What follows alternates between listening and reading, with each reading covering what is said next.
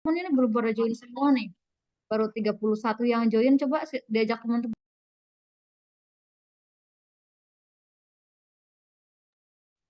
Oke, baik, saya izin mulai. Assalamualaikum warahmatullahi wabarakatuh. Selamat siang kepada Ibu Siti Fatimah Azahra selaku dosen pengampu ke Bank Sentralan dan Lembaga Keuangan lainnya. Dan selamat siang kepada teman-teman semua.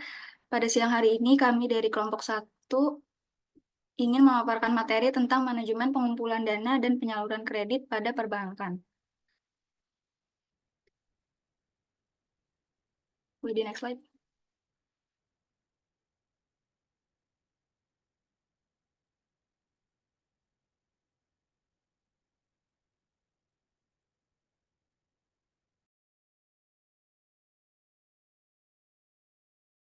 Dari sini anggota kelompok satu beranggotakan 7 orang, yaitu ada Ahmad Zulfikri, Azura Aurora, saya sendiri Kaila Khairunisa, ada Zaki Zulhaq,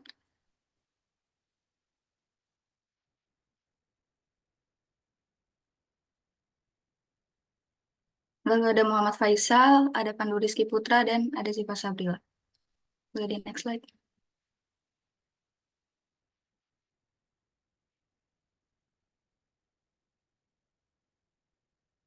Nah, pada materi kali ini kita akan membahas mengenai yang pertama itu ada pengertian manajemen dana bank, perencanaan jumlah dana bank, sumber dana bank, manajemen dana asing, faktor penarikan dana asing, sumber dana asing, kebijaksanaan dana bank, pengertian kredit, tujuan penyaluran kredit, unsur-unsur penyaluran kredit,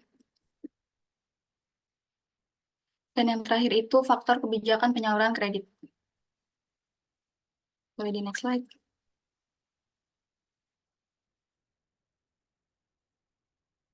Oke, baik. Untuk pembahasan yang pertama di sini yaitu mengenai pengertian dari manajemen dana bank itu sendiri.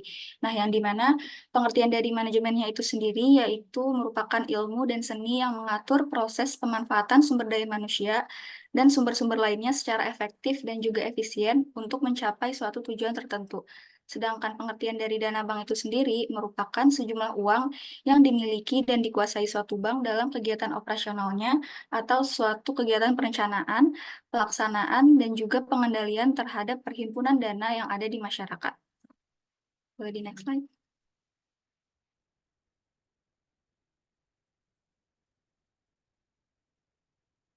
Oke, baik. Jadi dapat disimpulkan ya bahwa pengertian dari manajemen dana bank atau bank fund management yaitu ilmu dan seni yang mengatur proses penarikan dan juga pengumpulan dana yang optimal dan dengan cost of money yang wajar.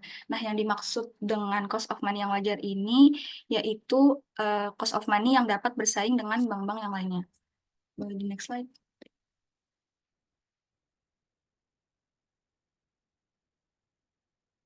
Oke, untuk materi ruang lingkup kegiatan manajemen dana bank akan dijelaskan oleh Siva Sabrila. Oke, baik. Untuk selanjutnya, ada ruang lingkup kegiatan manajemen dana bank. Jadi dari pengertian dan definisi sebelumnya, ruang lingkup kegiatan manajemen dana bank itu adalah segala aktivitas bank dalam rangka penghimpunan dana masyarakat, lalu aktivitas bank untuk menjaga kepercayaan masyarakat dengan penyediaan uang tunai bagi pemeliharaan kepentingan masyarakat penyimpanan, lalu penempatan dana dalam bentuk kredit sebagai usaha pelayanan kebutuhan uang masyarakat, dan penempatan dana dalam bentuk-bentuk lain, baik jangka pendek maupun jangka panjang. Lalu yang terakhir, pengelolaan modal bank agar dapat berfungsi wajar sesuai dengan peranannya selaku penggerak aktivitas. Boleh di next. Oke, untuk selanjutnya di sini ada perencanaan jumlah dana bank. Jadi perencanaan jumlah dana bank ini diperlukan untuk menetapkan dana yang dibutuhkan sehingga pengendalian itu dapat dilakukan. Nah, perencanaan yang baik tentunya harus didasarkan atas analisis data dan juga informasi. Data dan informasi yang dibutuhkan dalam perencanaan jumlah dana bank ini antara lain, yang pertama itu ada Undang-Undang Perbankan dan Surat Edaran Bank Sentral, lalu situasi moneter dan keadaan perekonomian, lalu pendapat masyarakat dan besaran biaya hidup, lalu jumlah bank saingan dan besarnya cost of fund yang berlaku, lalu yang terakhir itu capital adequacy ratio atau rasio kecukupan modal, dan Bank for International Settlements.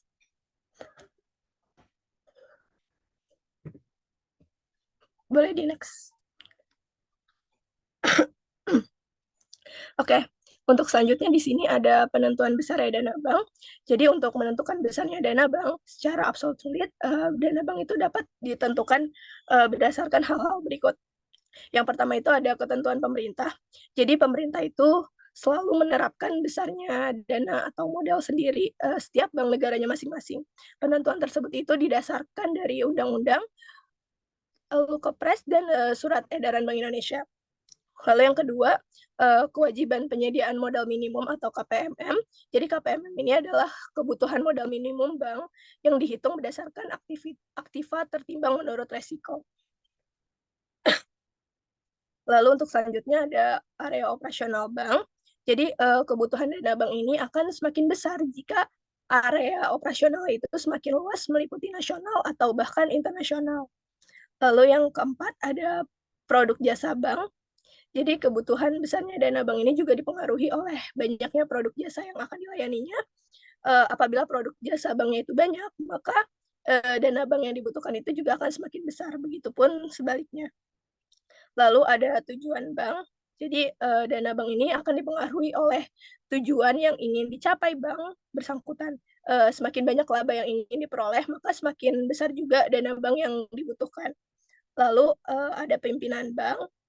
Jadi kebutuhan modal bank ini juga dipengaruhi oleh kecakapan dan juga profesionalisme dari pimpinan bank itu sendiri. Lalu yang selanjutnya ada kebutuhan likuiditas yang dimiliki. Artinya jika alat-alat likuid yang dimiliki itu sangat terbatas, ada kemungkinan untuk memenuhi likuiditas itu diambil dari modal bank bersangkutan. Lalu ada tingkat kualitas dari aset, artinya semakin banyak aset yang produktif atau kredit lancar dan turning assets, maka kebutuhan akan modal itu semakin mudah dipenuhi. Lalu struktur dari tabungan, artinya apabila biaya tabungan itu semakin banyak, maka akan semakin sulit untuk dapat memenuhinya. Lalu selanjutnya ada tingkat kualitas dan sistem operasional bank. Artinya itu semakin baik operasionalnya, maka semakin efisien dan produktif pula bank yang bersangkutan. Lalu yang terakhir ada tingkat kualitas pemilik bank. Artinya jika pemilik bank itu selalu menginginkan agar banknya semakin kuat dan besar, maka kebutuhan modalnya itu akan semakin terpenuhi karena laba yang diperoleh itu akan diinvestasikan kembali.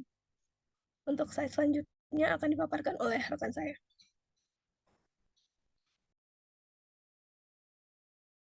Baik, terima kasih. Selanjutnya di sini ada kebijaksanaan penarikan dan pengumpulan dana bank. Jadi kebijaksanaan penarikan dan pengumpulan dana bank ini merupakan bagian terpenting dari manajemen dana bank dan mencakup strategi-strategi yang digunakan bank untuk mengatur nih arus masuk dan arus keluar dana yang mereka miliki. Nah, untuk kebijaksanaan penarikan dan pengumpulan dana bank ini sendiri ada dua, yaitu ada berdasarkan sumber internal dan berdasarkan sumber eksternal. Yang pertama ini ada berdasarkan sumber internal. Yang pertama penjualan saham portofolio, di mana kebijaksanaan ini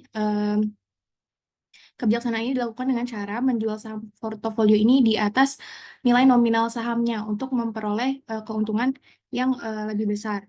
Jadi penjualan saham portofolio di atas nilai nominal ini untuk memperoleh keuntungan dari selisih harga jual sahamnya ini dengan harga nilai nominalnya. Nah, proses ini itu disebut sebagai capital gain atau keuntungan modal.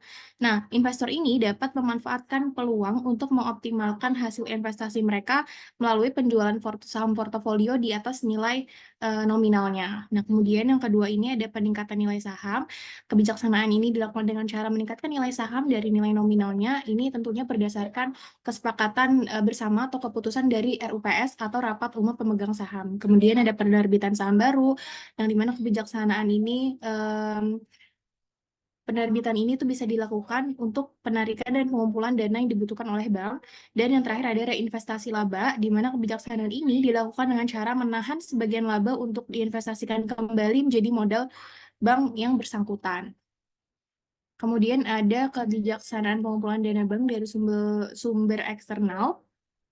Yang pertama ada kebijaksanaan eceran. Nah, kebijaksanaan ini diartikan jika dana ini akan ditarik dari semua perekonomian. Jadi jika dana akan ditarik dari perekonomian, nah cara ini dilakukan si kebijaksanaan eceran ini dilakukan dengan cara menerima tabungan awal yang kecil sehingga memberikan kesempatan kepada semua lapisan ekonomi dari yang lemah sampai yang kuat atau dari lemah sampai ke konglomerat ini untuk menabung uangnya di bank tersebut. Nah, kemudian ada kebijaksanaan distribusi. Ini diartikan apabila sumber dana yang ditarik ini berasal dari golongan ekonomi menengah ke atas. Kemudian kebijaksanaan suku bunga, di mana ini dilakukan dengan cara apabila semakin besar tabungan, maka suku bunganya akan semakin tinggi. Kemudian yang keempat ada kebijaksanaan waktu, di mana kebijaksanaan ini dilakukan dengan cara semakin lama waktu tabungan, maka akan semakin besar suku bunganya. Terus yang kelima ada kebijaksanaan pemberian hadiah, yaitu dilakukan untuk menarik pemilik uang menabung dengan cara memberikan hadiah. Jadi biar orang itu mau menabung di bank tersebut, maka diberikan hadiah. Kadang kan ada bank-bank yang ngasih hadiah misal berupa TV, kulkas dan lain sebagainya. Itu untuk menarik nasabah. Kemudian yang ketujuh ada kebijaksanaan kombinasi.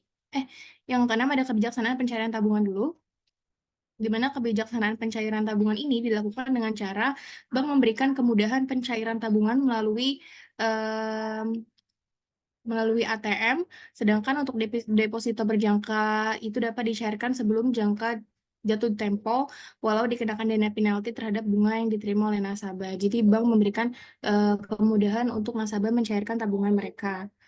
Kemudian yang terakhir ada kebijaksanaan kombinasi, di mana kebijaksanaan ini diartikan apabila penarikan dan pengumpulan dana di bank ini dilakukan dengan cara mengkombinasi semua metode-metode yang baik dari eceran, distribusi, suku bunga, waktu, pemberian hadiah, dan sampai pencairan tabungan.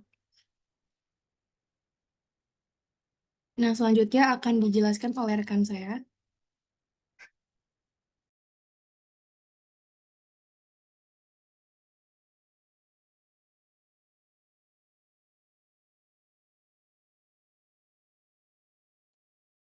Oke, baik. Selanjutnya di sini ada sumber-sumber dana bank yang dimana sumber dana bank itu berasal dari dua sumber, yaitu sumber intern dan juga sumber ekstern.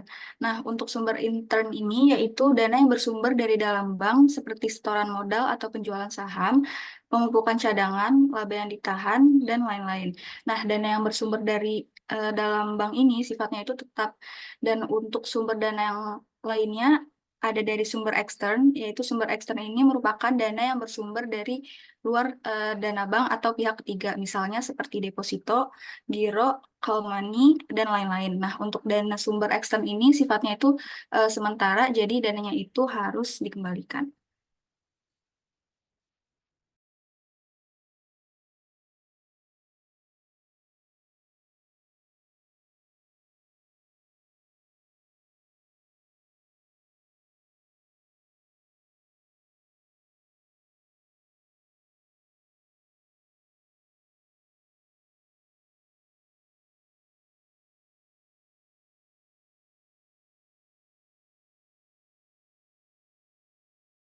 Oke, boleh di next slide.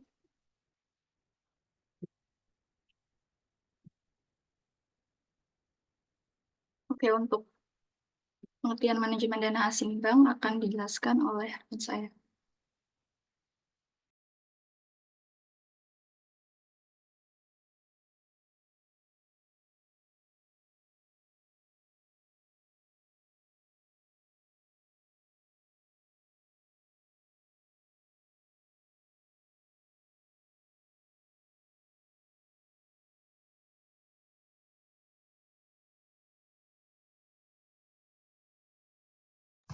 Manajemen dana asing bank adalah pengaturan, penarikan, dan penetapan sarana tabungan yang efektif agar pemilik uang atau SSU tertarik untuk menabung uangnya tersebut pada bank yang bersangkutan. Nah, dana asing tersebut adalah sejumlah uang tabungan atau pinjaman yang diterima dari bank atau pihak ketiga dan harus dikembalikan bersama bunganya sesuai dalam perjanjian tersebut. Dana asing bank ini sangat penting untuk operasi investasi sekunder suatu bank. Boleh next slide.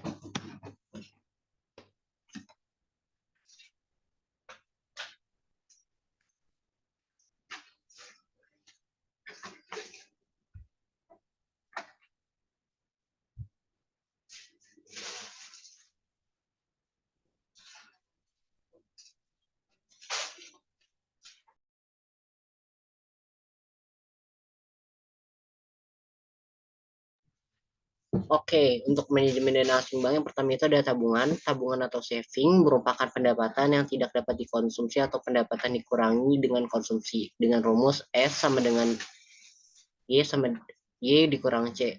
Jika hasilnya positif, berarti tabungan tersebut berarti terdapat tabungan. Jika negatif, maka terjadinya di saving atau terdapat utang. Yang kedua, ada simpanan atau tabungan.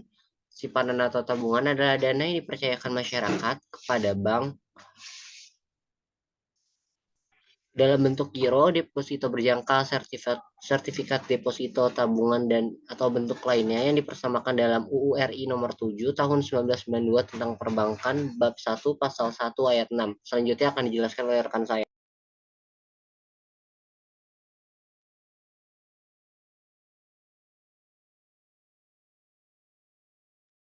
Ya, selanjutnya ada 3 Indel Money. Indel Money atau uang tidur adalah uang kartal yang tidak dipergunakan untuk membayar transaksi karena disimpan oleh pemiliknya, seperti dalam dompet, book, dan lain-lain. John Mayer Keynes dalam teori liquidity preference mengemukakan 3 motif terjadinya Indel Money, yaitu yang pertama ada motif transaksi atau transaksi motif, di mana seseorang menyimpan uang tunai karena keperluan pembayaran transaksi sehari-hari yang akan dilakukannya. Yang kedua ada motif berjaga-jaga atau spekulatif motif, yang di mana seseorang menyimpan uang tunai karena ingin berjaga-jaga atas hal yang akan terjadi pada masa yang akan datang. Yang ketiga ada motif spekulasi atau spekulatif motif, di mana seseorang menyimpan uang tunai karena menurut perhitungannya harga barang-barang akan turun atau tingkat suku bunga bank akan naik di masa yang akan datang. Next.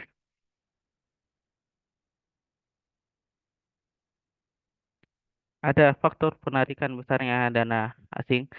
Yang pertama ada kepercayaan masyarakat,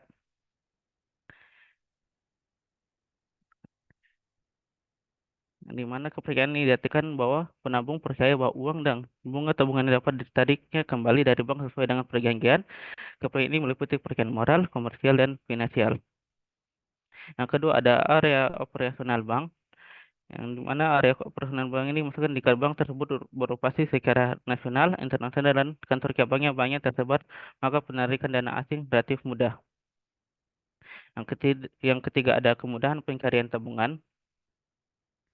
Ini diartikan bahwa jika masyarakat mudah mengirimkan tabungannya misalnya dengan ATM atau kredit card, maka besarnya penarikan dana asing relatif mudah.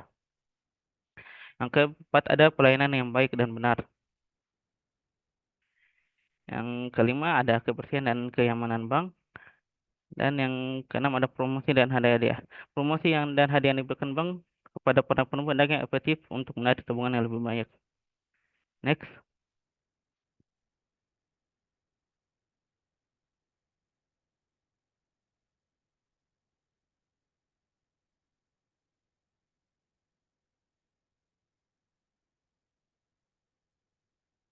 Selanjutnya akan disampaikan oleh teman saya.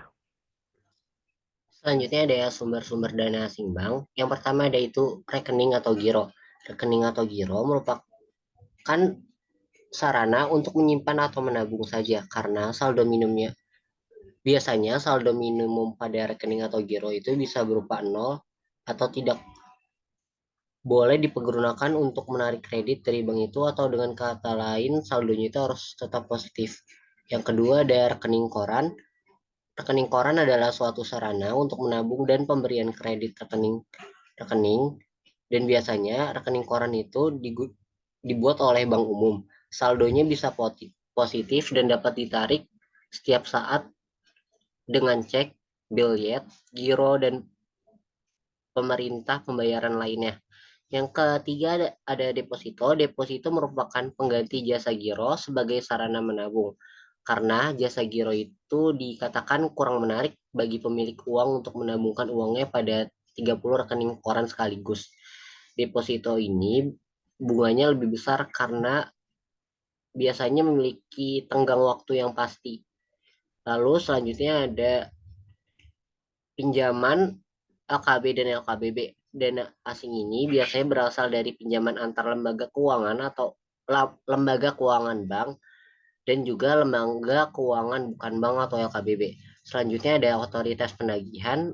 Sumber dana asing ini biasanya dapat diperoleh apabila suatu bank tersebut itu mendapat otoritas penagihan kepentingan dari suatu perusahaan atau stakeholder lembaga tersebut. Selanjutnya ada PS, PBU atau penjualan surat-surat berharga pasar uang.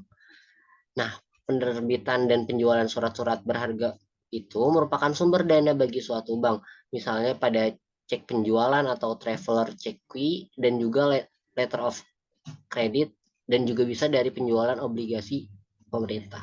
Selanjutnya ada LLP atau lalu lintas pembayaran. Nah, sumber-sumber dana asing LLP yang terakhir ini adalah sumber-sumber dana asing lainnya yang dimana bisa berupa wesel cek dan bank garansi yang jaminannya diberikan kontraktor atau terjamin berupa uang tunai, hibah, sumbangan maupun hadiah. Boleh di next slide.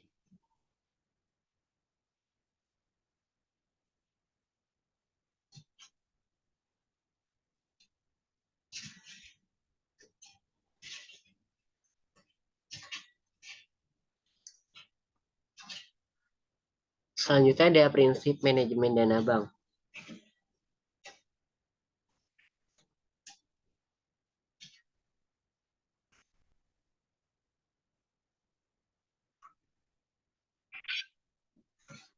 Prinsip manajemen dana bank itu dapat dibagi menjadi dua, yaitu sumber dana jangka pendek dan juga sumber dana jangka panjang. Yang dimana sumber dana jangka pendek ini biasanya digunakan untuk investasi jangka pendek. Lalu untuk sumber dana jangka panjangnya sendiri, itu biasanya digunakan untuk investasi jangka panjang yang dimana investasi tersebut untuk menentukan besar kecilnya buku bunga pinjaman atau dapat dikatakan sebagai harga produk yang akan dibebankan kepada nasabah. Biasanya ada beberapa komponen yang mempengaruhi sumber-sumber dana jangka panjang. Boleh di next slide.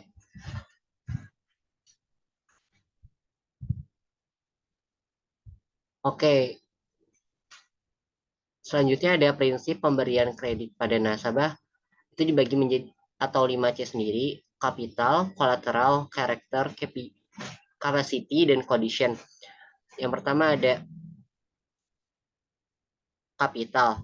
Kapital ini kriteria bagi nasabah yang mengajukan kredit usaha. Jadi pihak bank itu perlu mengetahui modal yang dimiliki dari nasabah tersebut sebelum memberikan persetujuan. Nah, dalam proses ini, bank dapat melihat nih catatan keuangan dari bisnis apa yang akan dijalankan oleh nasabah sendiri. Setelah itu baru diputuskan apakah nasabah tersebut layak untuk diberikan pinjaman atau kredit. Selanjutnya ada kolateral. Kolateral di sini itu jaminan, yang dimana jaminan tersebut jaminan yang diserahkan oleh nasabah kepada bank. Nah, dari jaminan tersebut berfungsi sebagai pelindung bank ketika nasabah tersebut tidak dapat melunasi kredit atau pinjaman kreditnya, sehingga ketika terjadinya kredit gagal bayar atau kreditnya gagal dibayarkan, maka aset tersebut dapat dijadikan jaminan untuk disita atau menjadi milik pihak bank yang bersangkutan. Selanjutnya ada karakter. Karakter itu merupakan kriteria awal yang pasti bakalan dinilai nih oleh bank, yang dimana pihak bank akan melakukan wawancara untuk menilai sikap si nasabah tersebut melalui latar belakang calon-calon debiturnya tersebut. Nah, dalam hal ini penting nih, kenapa? Karena bank itu dapat menilai kesungguhan si nasabah tersebut untuk mengajukan kredit, apakah bakalan dia molor-molor bayarnya, ataukah dia emang niat untuk peminjaman kredit untuk suatu usaha bisnisnya. Dan juga biasanya ini pada karakter ini ya hal yang memberatkan proses persetujuan. Misalnya biasanya kalau misalnya ada catatan kriminal atau sikap yang kurang baik, biasanya penawaran kreditnya itu buruk. Selanjutnya ada capacity. Capacity merupakan kemampuan pihak debitur atau nasabah untuk melunasi pinjaman yang tadi nih. Kriteria capacity ini dapat dibedakan menjadi dua hal, yaitu pada hal pendapatan, lalu ada yang kedua ada kondisi usaha atau perusahaan yang dimilikinya nih. Jadi dengan prinsip capacity ini, pihak bank berusaha untuk menilai kemampuan debitur untuk mengembalikan kredit terkait dengan kemampuan untuk menjalankan proses bisnisnya. Jadi semakin banyaknya sumber pendapatan yang tadi prinsip capacity pertama, itu semakin besar pula kemampuan nasabah tersebut melunasi pinjaman-pinjaman kredit yang telah diajukan. Lalu yang prinsip yang kedua, itu kan kondisi perusahaan. Nah, ketika usaha yang dijalankan memiliki banyak permasalahan, terutama biasanya di bagian keuangan atau finance, maka pihak pemberian kredit dapat menolak nih jika misalnya dalam kondisi usaha ini banyak minusnya nih. Jadi boleh dari pihak bank ini bakalan gagalin pinjaman kreditnya tersebut. Lalu yang prinsip pemberian kredit pada nasabah yang terakhir itu ada condition, yang dimana kondisi ekonomi pihak pengaju kredit atau pihak debiturnya itu dapat menjadi acuan apakah seorang itu mampu untuk membayarkan kreditnya, dan juga melihat dari kondisi ekonomi si debitur atau nasabahnya itu sendiri. Oke, boleh di next slide.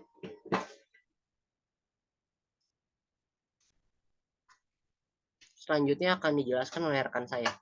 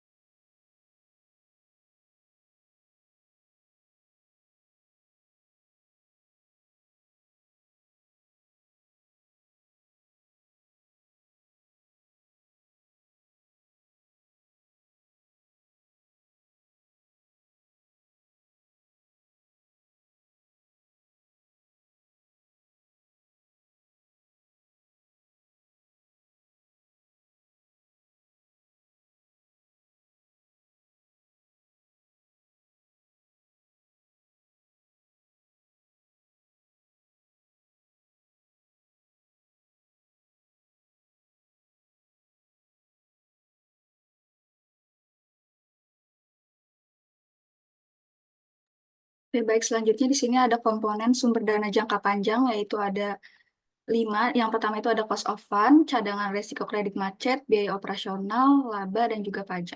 Boleh di next slide. Oke, selanjutnya manfaat pengerahan dana akan dijelaskan oleh rekan saya. Baik, selanjutnya ada manfaat pengerahan dana di sini ada manfaatnya ada bagi pemilik uang, ada bagi bank, dan ada bagi pemerintah. Nah, yang pertama, manfaat pengerahan dana bagi pemilik uang ini berarti sebuah bank itu menjadikan uang si pemilik dana ini menjadi produktif. Artinya uang yang biasanya atau tadinya disimpan di rumah, di celengan ayam-ayaman, atau bahkan di celengan bambu yang nganggur gitu di rumah tidak beroperasi uangnya, dan ada resiko usaha pengarahan dana bank, di mana yang tadinya uangnya menganggur jadi produktif ketika ada di bank gitu. Dan menghasilkan keuntungan juga karena mendapatkan bunga. Kemudian manfaatnya bagi pemerintah yaitu dengan hasil bank mengerahkan atau menghimpun dana masyarakat berarti mengurangi volume uang yang beredar. Jadi secara tidak langsung bank membantu pemerintah ini untuk mengurangi volume uang yang beredar. Ya, ini merupakan salah satu usaha dalam rangka mengendalikan inflasi. Di samping itu, semakin majunya dunia usaha perbankan, maka dampak positif dari meningkatnya fasilitas kredit perbankan berarti menambah sumber pendapatan negara dalam bentuk pajak, di samping terciptanya lapangan kerja dan mengurangi jumlah pengangguran juga. Nah, itu bagi pemerintah. Kemudian bagi banknya, nah bagi bank ini, bank dengan menggerakkan uang atau dana bagi masyarakat ini berarti bank memiliki atau menambah modal kerja untuk pemberian pinjaman, pembiayaan, kredit bagi masyarakat yang membutuhkan dan layak diberikan. Nah, dari pemberian pinjaman ini, bank memperoleh pendapatan atau bunga dan pembagian hasil keuntungannya. Kemudian akan dijelaskan oleh rekan saya. Nah, berikutnya ini ada materi pengertian kredit. Sebelumnya apa sih itu kredit? Nah, kredit berasal dari kata Italia, yaitu creder, yang artinya kepercayaan. Itu kepercayaan dari kreditor bahwa debitornya akan mengembalikan pinjaman beserta bunganya sesuai dengan perjanjian dari dua belah pihak. Nah, menurut Undang-Undang Republik Indonesia Nomor 7 Tahun 1992 tentang Perbankan Bab 1 Pasal 1 Ayat 12, kredit adalah penyediaan uang atau tagihan yang dapat diusahakan dengan itu berdasarkan persetujuan atau kesepakatan pinjam-meminjam antara bank dengan pihak lain yang pembagian hasil keuntungan. Nah, dari penjelasan sebelumnya, maka dapat disimpulkan bahwa kredit itu adalah suatu pemberian pinjaman uang dapat berupa barang atau jasa pada pihak lain dengan pembayaran pengembalian secara mengusur setelah jangka waktu tertentu dalam jumlah imbalan atau bunga yang telah ditetapkan. Boleh di next slide. Nah, berikutnya itu ada tujuan penyaluran kredit. Nah, pemberian suatu fasilitas kredit mempunyai beberapa tujuan yang berhak dicapai yang tentunya tergantung dari tujuan bank atau non-bank itu sendiri. Yang dimana itu ada pertama mencari keuntungan, itu tujuan utama pemberian kredit adalah untuk memperoleh keuntungan. Hasil keuntungan ini diperoleh dalam bentuk bunga yang diterima oleh bank sebagai balas jasa dan biaya administrasi kredit yang dibebankan kepada nasabah. Yang kedua, membantu usaha nasabah. Tujuan selanjutnya adalah untuk membantu usaha nasabah yang membutuhkan dana, baik dana untuk investasi maupun dana untuk modal kerja. Dengan itu, maka pihak debitur dapat mengembangkan dan memperluas usahanya. Yang ketiga, yaitu membantu pemerintah. Bagi pemerintah, semakin banyak kredit yang diberikan oleh pihak bank, maka semakin meningkat jumlah kegiatan ekonomi yang akan terjadi. Mengingat semakin banyak kredit berarti adanya peningkatan pembangunan berbagai sektor. Nah, berdasarkan penjelasan tersebut, dapat disimpulkan bahwa tujuan dari pemberian kredit adalah untuk memperoleh keuntungan, dan keuntungan ini diperoleh dalam bentuk bunga kredit yang diterima oleh bank sebagai balas jasa dari biaya administrasi yang dibebankan kepada nasabah. Selain bank, nasabah juga mendapatkan keuntungan, yaitu dapat mengembangkan usahanya, mempertahankan usaha, dan dapat memperluas usahanya. Boleh di next lah. Nah, berikutnya ada materi unsur-unsur penyaluran kredit yang akan dipaparkan oleh rekan saya. Oke, di sini saya akan membahas mengenai unsur-unsur penyaluran kredit. Jadi di sini saya mengutip dari Kasmir tahun 2007. Jadi di sini terdapat unsur-unsur dalam penyaluran kredit, yaitu yang pertama kepercayaan, yaitu suatu keyakinan untuk bagi pemberi kredit bahwa kredit yang diberikan ini nantinya akan diterima kembali di masa yang akan datang.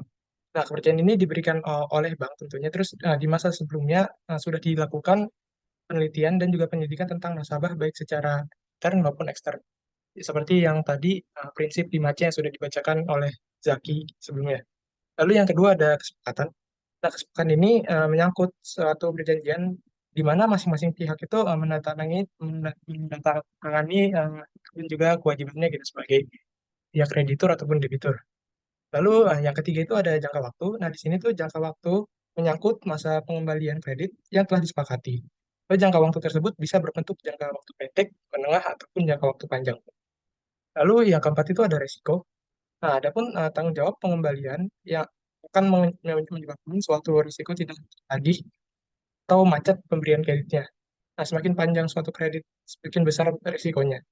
Lalu demikian pula sebaliknya, risiko ini menjadi tanggungan bank, baik yang disengaja oleh nasabah maupun yang tidak disengaja. Lalu yang terakhir itu ada balas jasa, yang merupakan keuntungan atas pemberian suatu kredit ataupun jasa yang dikenal dengan nama bunga bank. Nah, kalau di sini bisa kita simpulkan, dalam pemberian kredit itu unsur kepercayaan itu menjadi hal yang sangat mendasar gitu, yang menciptakan kesepakatan antara pihak yang memberikan kredit dan pihak yang menerima kredit untuk dapat melaksanakan hak dan kewajibannya yang telah disepakati, baik dari jangka waktu peminjaman sampai masa pengembalian kredit serta balas jasa yang diperoleh. Oke, bisa di next.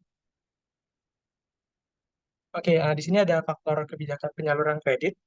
Nah, di sini bisa dilihat kalau kebijakan penyaluran kredit itu dapat dikatakan baik apabila memenuhi hal-hal tersebut. Yang pertama itu prinsip kehati-hatian dalam kreditan.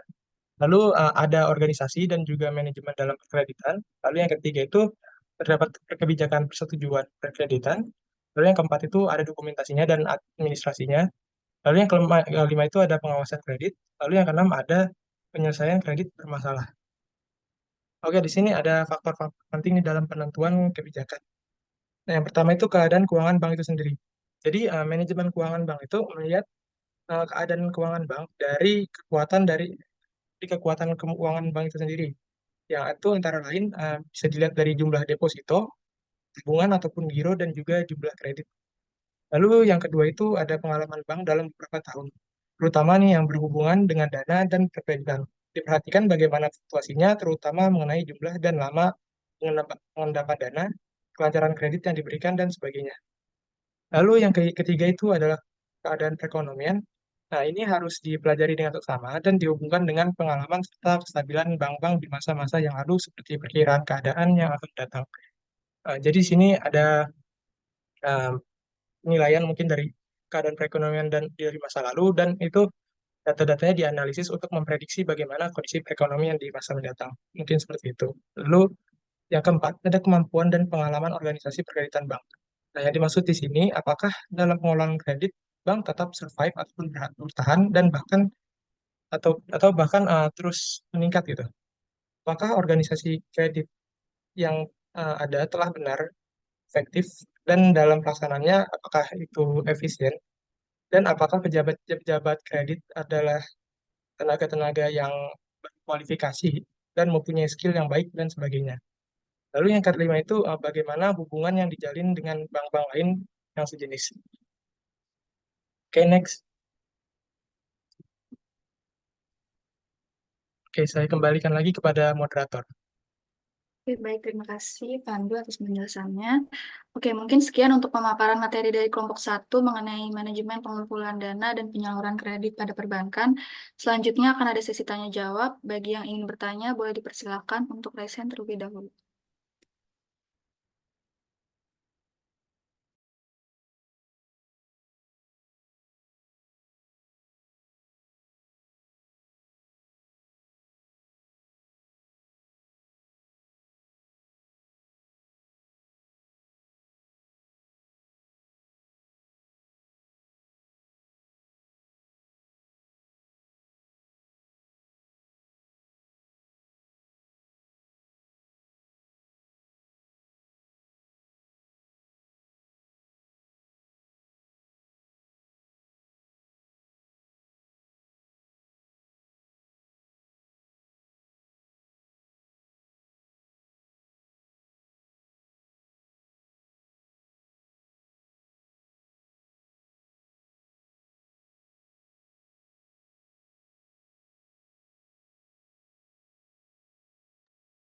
Oke, baik, boleh untuk Muhammad Haidar.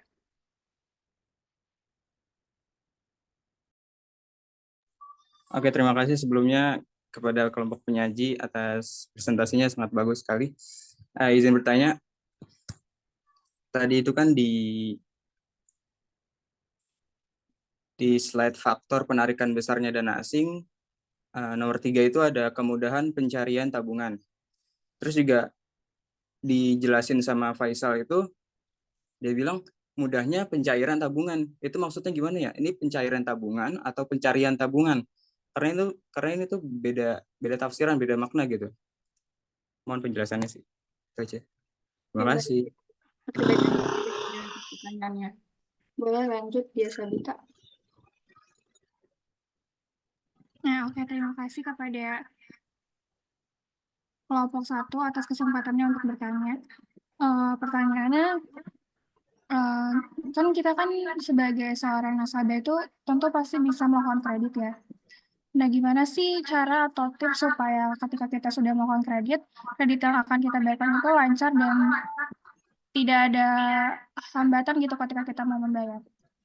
Sama mungkin boleh juga dijelasin perbedaan kredit sama pinjaman itu apa. Kita terima kasih. Oke, baik. Terima kasih atas pertanyaannya. Oke, mungkin ada pertanyaan dulu, kita tampung.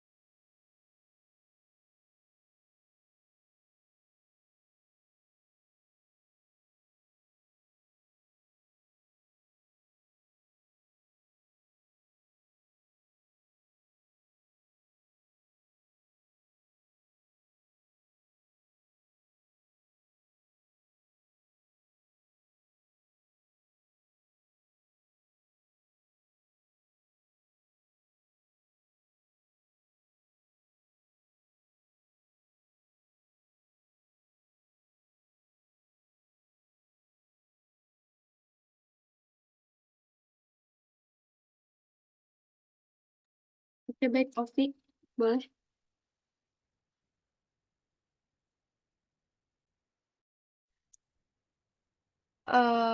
Oke, baik. Terima kasih kepada kelompok penyaji yang telah memaparkan materinya. Pertanyaannya itu,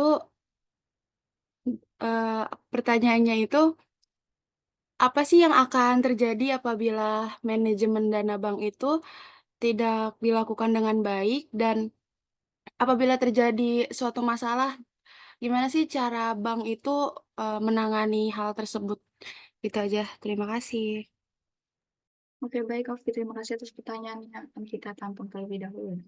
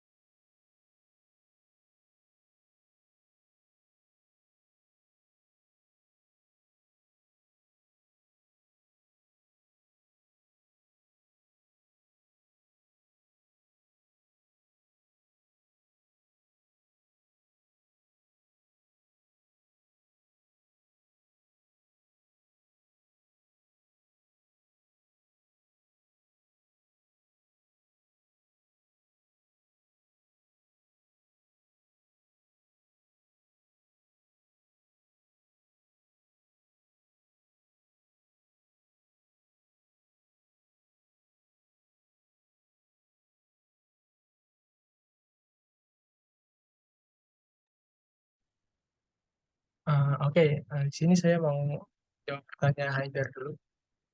Tadi kan Haidar itu nge-mention soal faktor pemberian besarnya dana asing ya di poin ketiga yaitu kemudahan pencarian tabungan.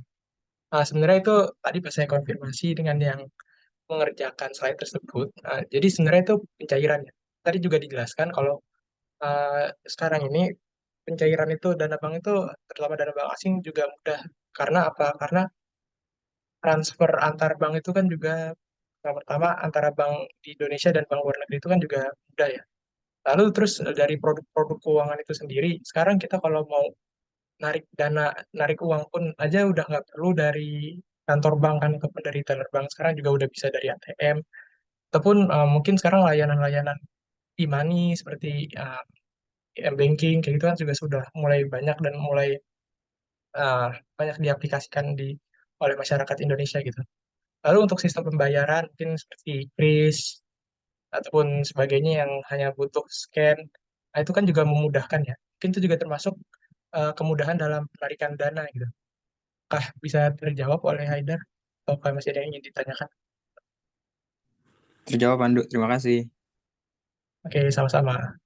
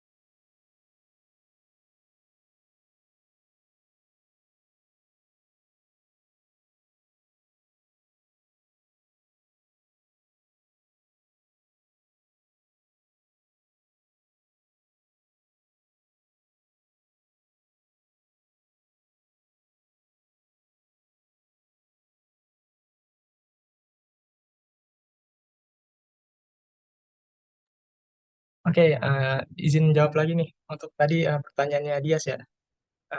Saya mungkin bisa saya ulangi nih, pertanyaannya itu gimana cara agar kita bisa melakukan kredit dan kredit yang kita ajukan itu bisa lancar dan tidak ada hambatan.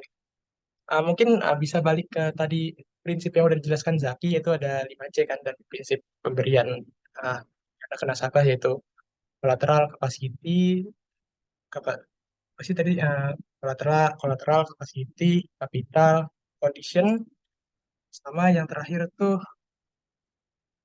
capital, terakhir ya, kok lupa ya, sebentar.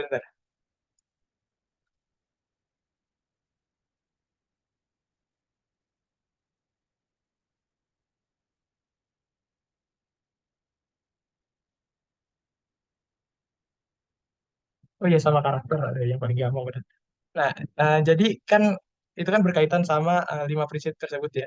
Jadi kalau misalkan dia sendiri nih ingat mengajukan kredit, yang pertama seperti yang tadi, misalkan dia situ bisa nyiapin misalkan dokumen-dokumen yang diperlukan gitu. Soalnya kan dengan dokumen-dokumen tersebut kita bisa dilihat nih dari kapasitas kapital kita, misalkan dari gaji kita ataupun bukti kepemilikan aset yang kita miliki ataupun dokumen-dokumen pemiliknya. Lalu di sini kan kita juga harus dicek kelayakan keuangan kita. Nah, itu kita bisa memastikan nih uh, keuangan kita tuh untuk membayar cicilan itu apakah kita untuk cicilan sebelumnya ada yang menunggak atau enggak. Lalu bank itu juga bisa evaluasi juga misalkan rasio keuangan kita nih antara utang dan juga aset-aset liquid yang kita miliki. Lalu ya seperti tadi catatan kreditnya itu kalau misalnya sebelum kita mengajukan kredit yang baru ataupun kredit selanjutnya itu buat utang-utang tersebut juga harus dilunasi terlebih dahulu. Lalu untuk selanjutnya apa ya? Ya harus ada rencana juga untuk pembayaran utang ya. Jadi maksudnya pembayaran kredit. Jadi sebelum kita mengajukan kredit, kita juga harus mampu mengukur kemampuan diri kita sendiri. Jadi selain kemampuan ataupun karakter kita oleh bank, kita juga harus bisa mengukur nih. Jadi kemampuan kita itu seperti seperti apa dan kita tuh orangnya apakah kita pintar menabung, kalau misalnya kita menyisihkan duit kan berarti kan kita bisa ambil kredit yang jangkanya lebih pendek. Nah, Mungkin seperti itu. Lalu mungkin apa ya? Yaitu produk cicilannya mungkin yang sesuai, misalkan mau kreditan yang jangka panjang ataupun yang jangka pendek. Apakah jawaban seperti itu sudah bisa membantu Dias? Atau masih ada yang perlu saya jelaskan lagi? Bisa Ya, Ndu, untuk sama-sama. pertanyaan yang kedua itu yang perbedaan kredit sama pinjaman itu gimana Ndu? Oh, itu, nah ini, Jaki katanya mau bahas Dias. Mau dijawab sama Jaki. Nah, mungkin Jaki bisa nih.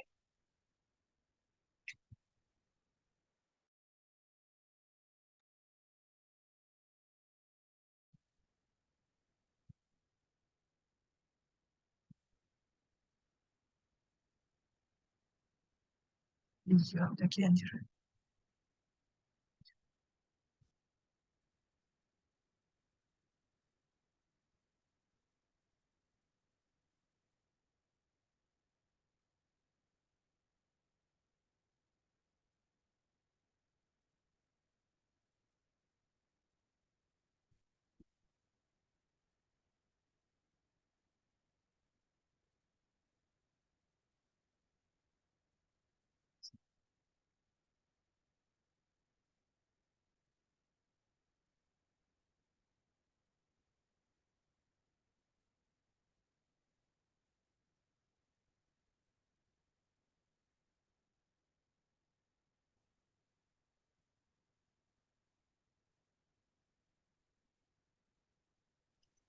Eh, mungkin saya bisa backup soal pertanyaan dia itu perbedaan antara pinjaman dan kredit.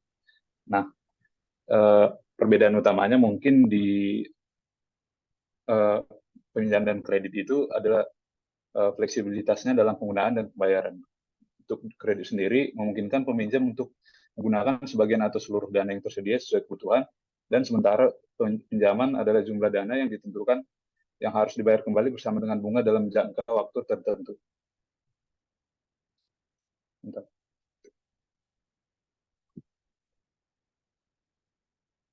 Nah, kalau pinjaman itu sendiri ditentukan antara dua pihak, sedangkan kredit diatur oleh undang-undang konsumen.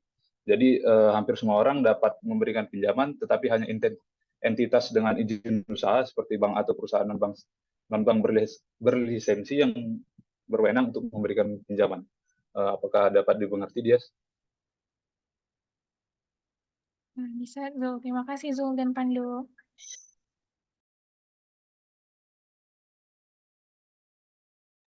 Oke, baik, selanjutnya di sini saya akan menjawab pertanyaan dari Ovi. Tadi itu pertanyaannya, apa yang akan terjadi apabila manajemen dana bank tidak dilakukan dengan baik dan cara bank menanganinya itu bagaimana?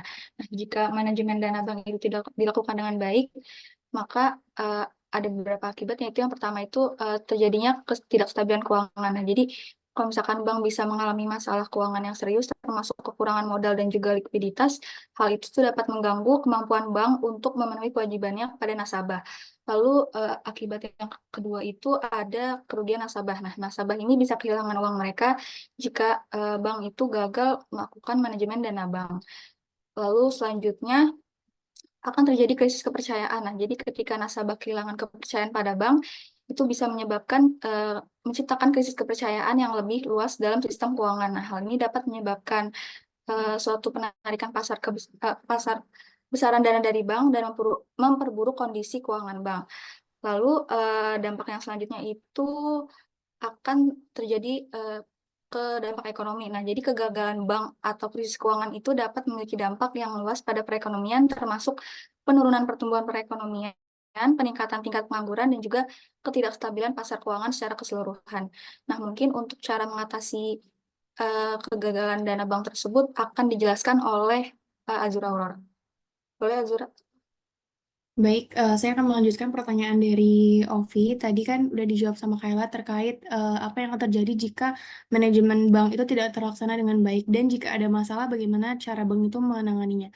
Mungkin masalah yang akan ada ketika manajemen bank itu tidak berjalan dengan baik kan mungkin bank akan kekurangan modal, krisis likuiditas, resiko kredit yang tinggi, kemudian kinerja keuangannya buruk, adanya penipuan atau skandal karena kondisi ekonomi yang buruk, dan terakhir ada teknologi keamanan dan informasinya yang memiliki gangguan. Nah, cara bank untuk mengatasi masalah tersebut, yang pertama itu mungkin bank akan melakukan evaluasi situasi yang menyeluruh gitu terhadap situasi keuangan mereka, termasuk mereka mengidentifikasi apa sih akar masalah dari masalah tersebut dan seberapa serius dampaknya bagi bank itu dan bagi elemen-elemen yang terkait oleh bank. Kemudian bank akan melakukan perbaikan internal terlebih dahulu, seperti bank meninjau kembali nih proses manajemen resikonya, meningkatkan pengawasan internalnya, dan mengoptimalkan struktur biaya yang ada. Nah, kemudian tadi kan bank itu masalahnya misalnya bank mengalami masalah likuiditas atau kekurangan modal. Nah, bank ini bisa melakukannya dengan cara meningkatkan kapitalisasi mereka. Jadi baik itu melalui penerbitan saham baru, penjualan aset, atau bank mendapatkan modal dari investor atau pemerintah. Kemudian bank harus melakukan atau perlu melakukan reposisi strategis. Jadi bank harus mengurangi resiko melalui diversifikasi portofolionya, harus menyesuaikan model bisnis bank tersebut dan mengevaluasi kembali target pasar mereka tuh jadi seperti apa. Nah, selain itu dalam menyelesaikan masalah bank juga harus mengkomunikasikannya ke publik. Bank harus terbuka kepada publik, terutama nasabahnya, investornya, otoritas pengawas, dan karena itu sangat penting. Karena bank itu harus memberikan informasi yang jelas tentang langkah-langkah yang diambil untuk mengatasi masalah tersebut dan memulihkan kembali kepercayaan nasabah, investor, dan otoritas pengawasnya. Kemudian, ya yang terakhir, bank itu harus ketika ada masalah, bank itu harus bisa mengembalikan kepercayaan nasabahnya mereka agar masih mau menaruh dana di bank tersebut. Mungkin sekian, Ovi, apakah bisa dipahami atau masih ada yang ingin ditanyakan? Bisa, bisa. Terima kasih Azura dan Kaila. Oke, terima kasih kembali.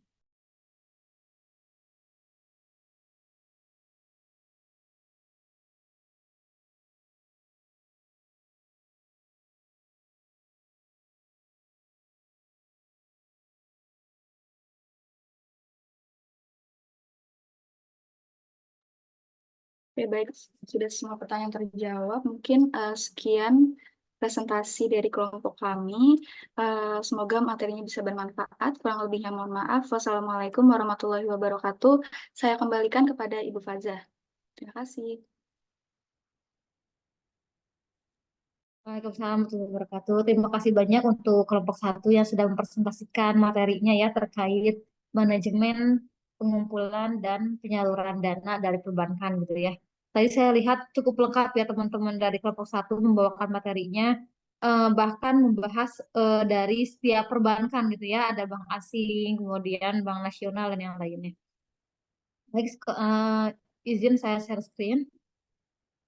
Oh mungkin ini dulu ya, saya akan perlihatkan dari manajemen kredit dulu. Bentar ya.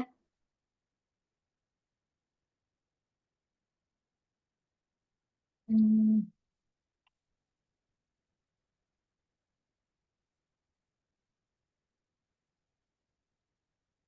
Saya akan mengulas apa yang disampaikan oleh kelompok 1. Tadi ada manajemen pengumpulan dana dan penyaluran dalam bentuk kredit ya. Saya akan membahas dulu terlebih pada penyaluran. Apa itu kredit gitu ya? Nah, di sini berdasarkan pasal 1 ayat 11 Undang-Undang Nomor 10 Tahun 98 tentang perbankan itu menjelaskan bahwa kredit adalah penyediaan uang atau tagihan yang dapat dipersamakan dengan itu berdasarkan persetujuan atau kesepakatan pinjam-meminjam antar bank dengan pihak lain yang mewajibkan pihak peminjam untuk melunasi utangnya setelah jangka waktu tertentu dengan pemberian bunga gitu ya. Nah, di sini biasanya dalam sistem perbankan itu ada dua istilah ya. Tapi sebetulnya istilah ini sama artinya gitu ya. Kalau dalam perbankan konvensional itu biasa dikenal dengan nama kredit gitu ya. Tapi kalau dalam perbankan syariah itu biasa dikenal dengan pembiayaan gitu.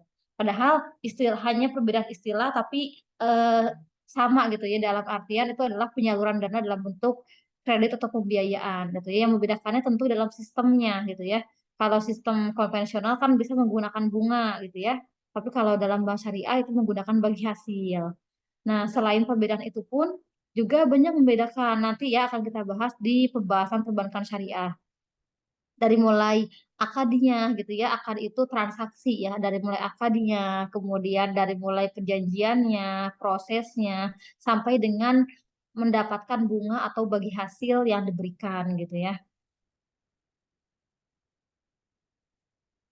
Nah, sebagaimana pernah kan saya sampaikan ya bahwa sejak tahun 2008 di Indonesia itu menganut dual banking system. Dual banking system ini adalah sistem perbankan konvensional dan perbankan syariah. Tapi nanti untuk perbedaannya akan kita bahas pada pembahasan perbankan syariah gitu ya. Nah, baik kemudian di sini ada unsur-unsur yang ada pada kredit. Walaupun tadi sudah dijelaskan oleh kelompok satu, pertama ada persetujuan atau kesepakatan pinjam minjam. Jadi ketika kita mau mengajukan sebuah kredit atau pembiayaan, itu ada persetujuan kesepakatan pinjam minjam. Biasanya kalau misalkan di perbankan itu ketika perbankan nih melihat kita sebagai nasabah yang mengajukan pembiayaan ini mencukupi semua persyaratan yang diminta oleh bank, itu ada namanya SP3 gitu ya, ada surat perjanjian kesepakatannya gitu ya.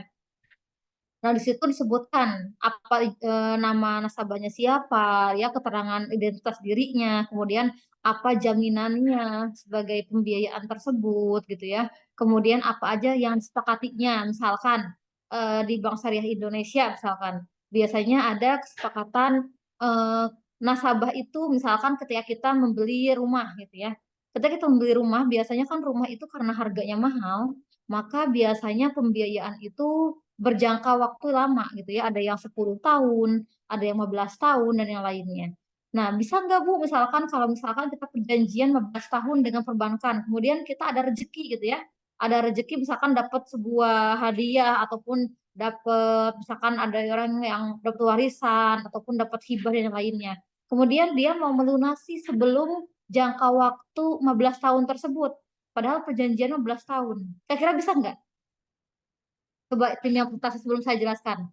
Kira-kira kalau kita mau mengajukan pembiayaan kepada bank atau kredit perbankan, misalkan mengajukannya 15 tahun. Tapi suatu misalkan saat 5 tahun, ternyata kita ada rezeki untuk mempercepat pelunasannya. Kira-kira bisa nggak? Coba siapa yang bisa jawab?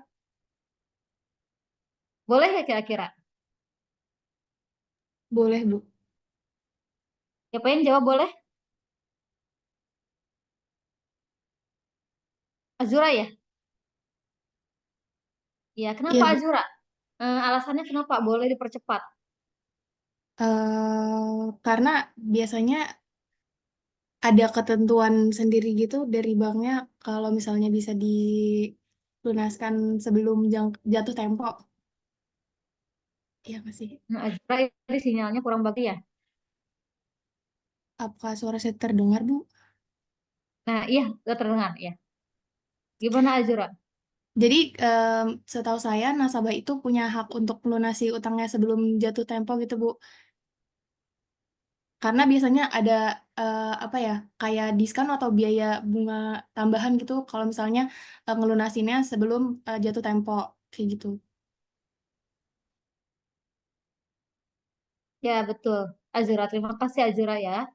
Ya, betul ya jawaban Azura teman-teman. Jadi, ketika kita mengajukan pembiayaan kepada perbankan, misalkan kita pembiayaan sebuah rumah gitu ya. Rumah itu karena biayanya ratusan juta, maka biasanya orang mengambil 10 tahun atau 15 tahun. Tapi, jika dalam jangka waktu misalkan 5 tahun, misalkan kemudian dia ingin melunasi, itu bisa saja gitu ya. Biasa saja, namun kalau di bank konvensional itu ada kena penalti gitu ya. Berapa besar penaltinya? Penaltinya tergantung dari kesepakatan perbankan itu sendiri, ada aturannya gitu ya. Setiap perbankan pasti beda-beda gitu ya. Ada berapa penalti yang harus dibayarkan oleh si nasabah gitu ya. Penalti sebagai kompensasi untuk bank karena dia percepatan gitu ya. Kemudian selanjutnya, apakah bisa baru sebulan 2 bulan langsung melunasi? Biasanya tidak bisa. Biasanya perbankan itu dia minta setahun terlebih dahulu. Setelah setahun mencicil, barulah boleh pelunasan gitu ya. Itu pun beda-beda aturannya. Setiap perbankan itu misalkan ada perbankan yang memperbolehkan percepatan setengahnya dulu gitu ya. Misalkan hutangnya kepada perbankan masih 800 juta gitu ya. Kemudian dia melunasi dulu setengahnya 400 juta itu bisa gitu ya. Dengan ada penalti berapa persen gitu ya. Ataupun ingin pelunasan keseluruhan, itu juga bisa. Tapi ada penalti juga sesuai dengan kesepakatan perbankan. Kemudian bagaimana kalau di bank syariah? Bank syariah kan nggak boleh ada denda. Di bank syariah itu nggak boleh ada yang namanya denda gitu ya, kecuali ada misalkan kelalaian nasabah dalam membayar, dalam itikat tidak ada itikat baik untuk membayar tepat waktu, itu baru dikenakan denda bisa. Nah, kalau di bank syariah percepatan bisa gitu ya, tapi tidak ada penalti. Namun di bank syariah itu biasanya kita misalkan saya misalkan gitu ya, saya mengajukan pembiayaan ke bank syariah. Setelah setahun berjalan, ternyata saya mau melunasi gitu ya. Bisa melunasi, tapi biasanya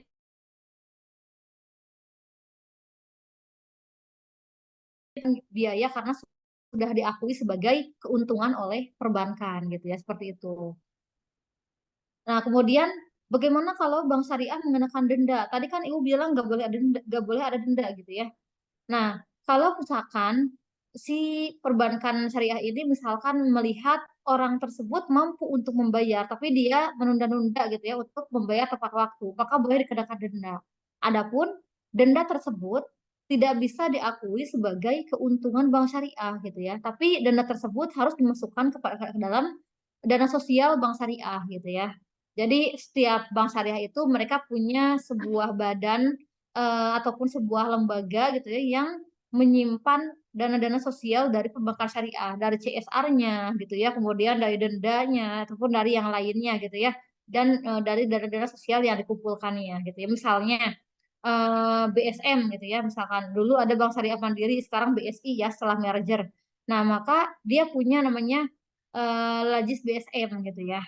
Atau misalkan Bank Muamalat misalkan. Bank Muamalat itu punya namanya Baitul Mal Muamalat gitu ya, ataupun yang lainnya.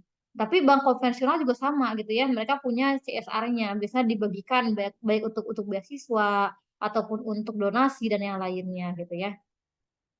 Kemudian yang kedua setelah ada perjanjian, yang kedua adalah aktivitas peminjaman uang atau tagihan sebesar nominal yang disepakati gitu ya. Yang kedua adalah aktivitas peminjaman ketika ada SP3 dan sudah sepakat antara kedua belah pihak untuk melakukan pinjam minjam, yaitu yang kedua adalah aktivitas peminjaman uangnya. Kemudian yang ketiga jangka waktu tertentu yang tadi saya jelaskan ya, bahwa ada jangka waktu tertentu yang disepakati. Apakah itu 5 tahun ataupun misalkan mau 10 tahun atau 15 tahun dan yang lainnya. Kemudian yang keempat, pendapatan berupa bunga atau pembagian keuntungan. Nah, di sini pun dijelaskan gitu ya. Dalam pembiayaan tersebut berapa sih bunganya, berapa persen, itu sudah dijelaskan di awal gitu ya. Kemudian berapa pembagian keuntungannya kalau misalkan itu sebagai misalkan membiayai sebuah usaha gitu ya. Berapa kira-kira persentase untuk perbankannya, berapa persentase untuk nasabah yang usahanya misalkan gitu. Kemudian yang kelima ada risiko gitu ya. Salah satu tentu ya sebagai lembaga keuangan, bank juga memiliki risiko untuk dalam pembiayaan ini. Misalnya apa? Misalnya risiko dalam bentuk gagal bayar gitu ya. Ketika misalkan si nasabah tidak mampu membayar cicilannya gitu ya. Itu biasanya dituliskan sebagai rasio NPL atau NPF gitu ya. Rasio non-performing loans kalau di bank konvensional, kalau di bank syariah namanya non-performing financing. Nah, sebenarnya NPL dan NPF ini juga menjadi salah satu indikator kesehatan bank gitu ya. Jadi ketika bank memiliki NPL atau NPF presentasinya tinggi gitu ya, maka dikatakan bank tersebut sedang sakit gitu ya, bisa dikatakan gitu, sedang tidak sehat gitu ya, seperti itu. Atau bisa dikatakan juga sedang kurang stabil gitu. Kemudian yang keenam ada jaminan atau agunan gitu ya. Nah, di sini pun sama. Ketika nasabah ingin mengajukan suatu pembiayaan atau kredit, maka bank pun akan melihat kolateralnya atau jaminannya gitu ya. Apa sih jaminan yang bisa diberikan oleh si nasabah tersebut gitu ya. Bentar.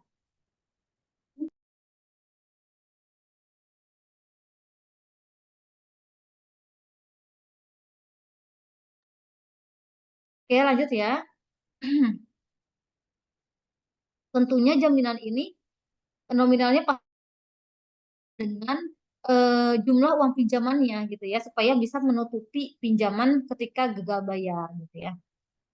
Kemudian sekarang, kira-kira deposito itu bisa nggak sih dijadikan jaminan? Bisa nggak kira-kira misalkan saya punya deposito di Bank BSI gitu ya. Kemudian saya ada suatu kebutuhan untuk membeli mobil lewat BSI. Kira-kira deposito saya bisa dijadikan jaminan nggak?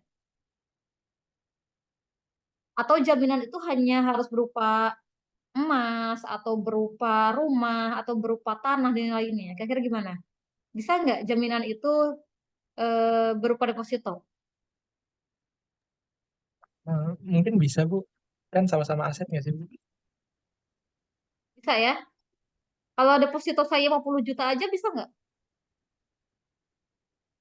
Mungkin jadi ukur juga nilainya, Bu.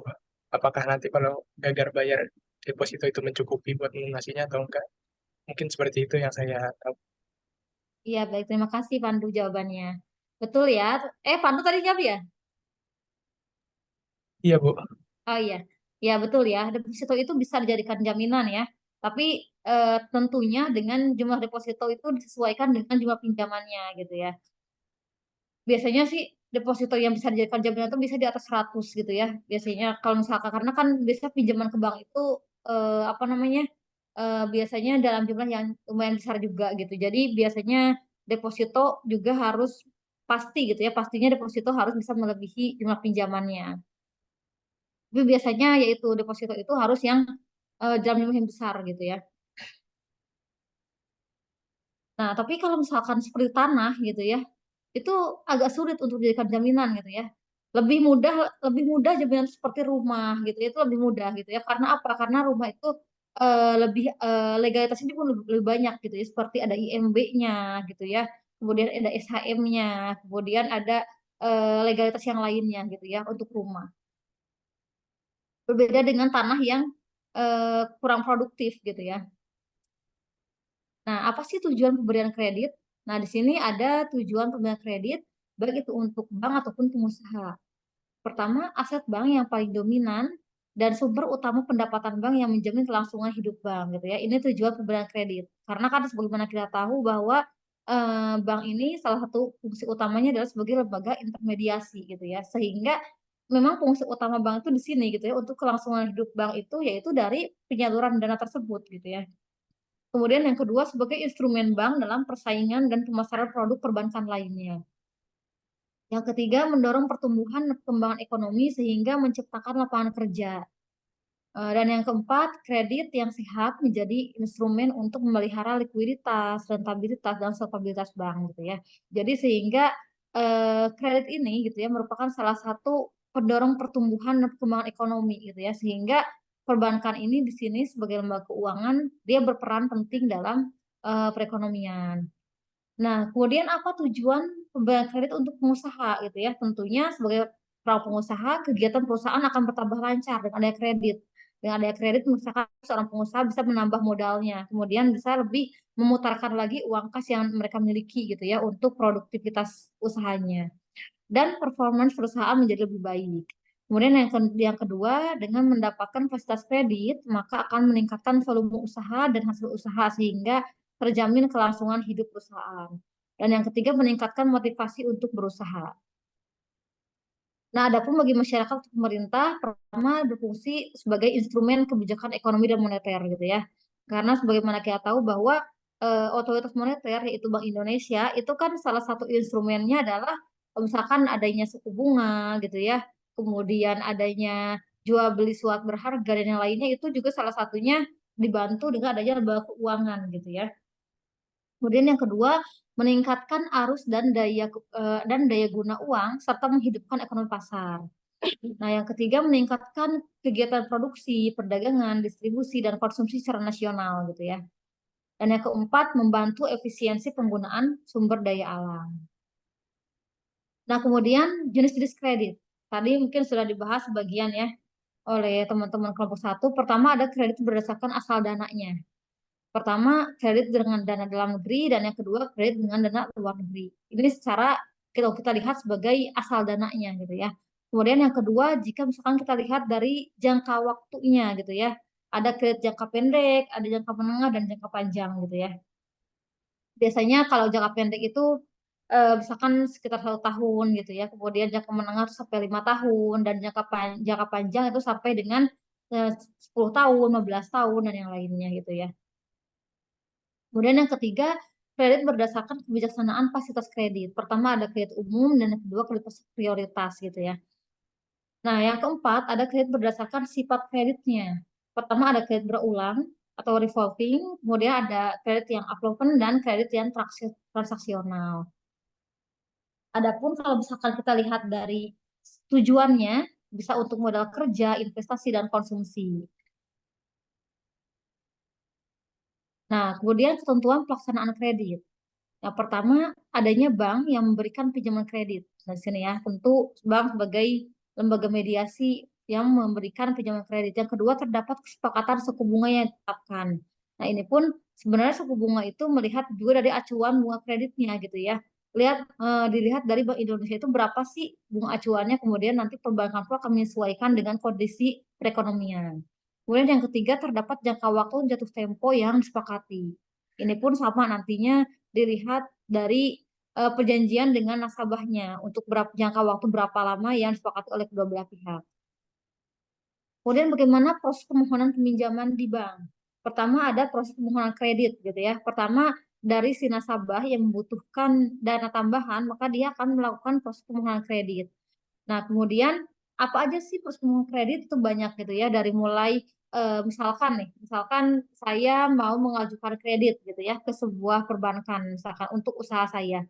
Maka pertama bank akan melihat dulu misalkan kondisi dari saya, karakter dari saya, kemudian kondisi dari saya, misalkan perbankan itu perlu juga melihat usahanya, kemudian melihat misalkan saya kerja di UNJ, dia akan ke UNJ melihat gitu ya. Kemudian dia juga kalau misalkan kita join income, misalkan saya join income dengan suami saya, berarti dia juga akan kunjungan ke kantor suami gitu ya. Kemudian dia akan melihat BI checking gitu ya. Apakah nasabah ini pernah gagal bayar ke lembaga yang lain atau tidak gitu ya. Jadi kita diminta KTP misalkan ya, KTP kita akan diminta, kemudian nanti akan BI checking gitu ya. Baik itu nasabah yang mengajukan ataupun pasangannya gitu ya. Nanti lihat BI checkingnya gitu ya. Kalau BI checkingnya bagus gitu ya, dia tidak pernah menunggak ke lembaga yang lain ataupun dia tidak pernah ada catatan merah gitu ya ke dalam pembiayaan, maka itu bisa oke gitu ya. Kemudian dilihat juga dari misalkan mutasi rekeningnya 3 bulan terakhir biasanya ya. Perbankan itu akan meminta mutasi rekening 3 bulan terakhir. Lihat arus kas si calon nasabahnya apakah bagus atau tidak gitu ya.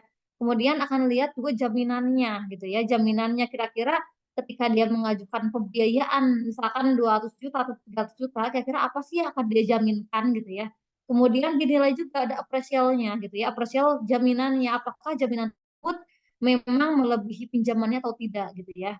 Kalau misalkan tidak melebihi pinjamannya tidak akan diterima gitu ya. Jadi begitulah proses kehati-hatian dari perbankan gitu. Jadi perbankan itu tidak serta-merta dengan mudah gitu ya memberikan pinjaman kepada nasabah yang mengajukan kredit gitu ya, tapi dia akan melihat mutasi rekeningnya, akan lihat BI checkingnya, akan lihat apresial dari jaminannya dan lainnya gitu ya.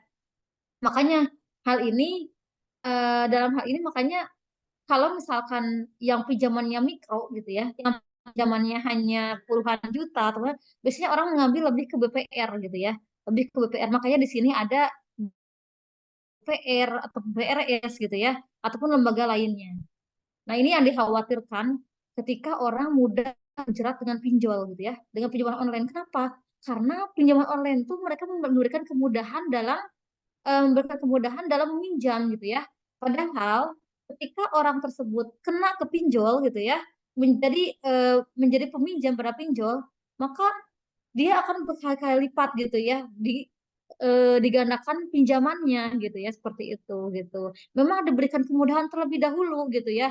Berbeda dengan perbankan, perbankan agak sulit misalkan gitu ya, prosesnya gitu agak lama. Tapi aman, karena apa? Karena perbankan ini dia legalitasnya oke gitu ya di OJK. Kemudian kalau misalkan kita sebagai penabung juga ada di LPS gitu ya, terjamin oleh lembaga penjamin simpanan dan yang lainnya gitu ya.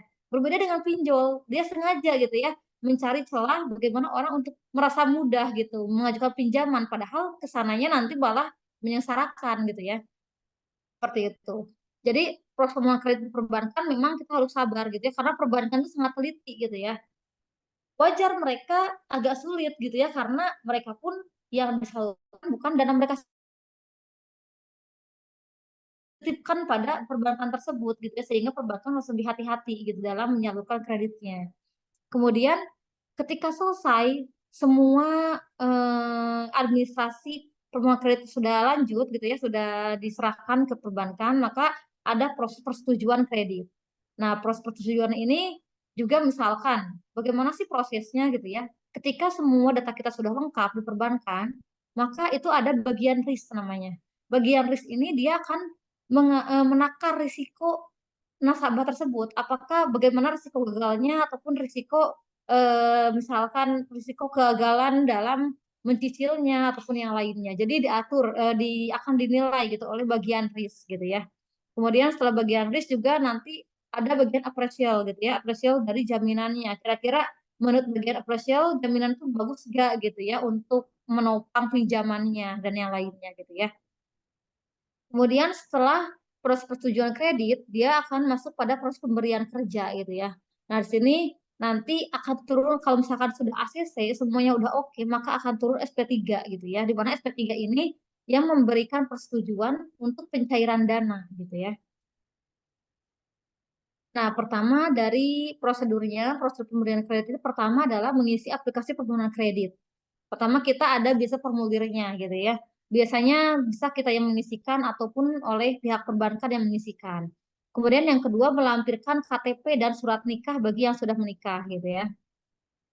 Kemudian yang ketiga fotokopi kartu keluarga gitu ya. Kemudian yang keempat ada slip gaji. Ini yang tadi saya jelaskan ya teman-teman ya. Dokumen-dokumen yang hampir setiap bank tuh pasti meminta ini gitu ya. Yang keempat, slip gaji untuk pekerja yang memiliki penghasilan tetap. Nah, biasanya slip gaji ini diminta dari bagian keuangan tempat kita bekerja gitu ya. Itu biasanya 3 bulan terakhir gitu ya. 3 bulan melihat saya kira gajinya masuk nggak sih gitu ya. Biasanya perbankan itu memberikan pembiayaan cicilannya itu maksimal 60% dari gaji. Misalnya gitu ya, gaji saya 10 juta. Maka angsuran maksimal saya setiap bulan ada 6 juta. Itu sudah maksimal banget gitu ya. Bahkan ada perbankan yang biasanya 50%, jadi 5 juta gitu ya. Kenapa seperti itu? Supaya si nasabah tersebut masih bisa menjalankan hidupnya dengan layak gitu. Jadi dia tidak semuanya habis untuk angsuran gitu. Dan hal itu pun akan menjamin keberlangsungan dia dapat mencicil ketika cicilannya masih 50% atau 60% dari penghasilannya gitu ya. Kemudian yang kelima, untuk permohonan di atas 50 juta dilampirkan NPWP-nya gitu ya. Nah, kemudian bagaimana sih prinsip pemberian kredit? Tadi sudah saya singgung di awal. Pertama ada karakter. Jadi perbankan itu akan melihat karakter si nasabah yang mengajukan kredit. Kira-kira bagaimana sih karakter orang tersebut gitu ya? Itu kan dilihat dari ketika dia berbicara, kemudian ketika dia diwawancara untuk apa, kemudian misalkan ketika dia membuat apa namanya legalitasnya dan yang lainnya gitu ya. Kemudian yang kedua capacity atau kapasitasnya. Kemudian yang ketiga ada capital atau modalnya, kemudian kolateral, jaminannya, dan condition. Nanti coba saya akan jelaskan satu persatu ya. Nah, pertama ada karakter tadi yang saya jelaskan. Itu wataknya atau karakternya gitu ya. Yaitu suatu keyakinan bahwa sifat atau watak dari seseorang yang akan memberikan kredit ini benar-benar dapat dipercaya gitu ya. Hal ini tercermin dari mana terlihatnya? Ini terlihatnya dari latar belakang si nasabah gitu ya. Latar belakang nasabah ini bersifat baik atau tidaknya. Misalkan salah satunya ini terlihat dari terlihat dari BI checking gitu ya. Dari BI checking kan terlihat bahwa misalkan oh dia ternyata pernah juga misalkan mandek ke lembaga yang lain gitu ya.